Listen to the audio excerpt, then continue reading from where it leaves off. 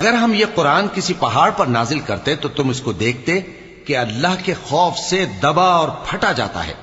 اور یہ مثالیں ہم لوگوں کے لیے بیان کرتے ہیں تاکہ وہ غور کریں. وہی اللہ ہے جس کے سوا کوئی معبود نہیں، پوشیدہ اور ظاہر کا جاننے والا، وہ بڑا مہربان ہے، نہایت رحم والا ہے.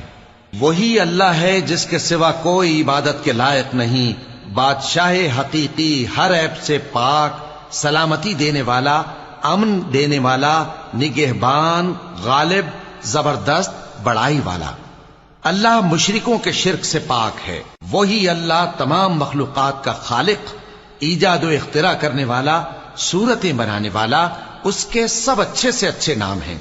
جتنی چیزیں آسمانوں اور زمین میں ہیں سب اس کی تسبیح کرتی رہتی ہیں، اور وہ غالب ہے، حکمت والا ہے.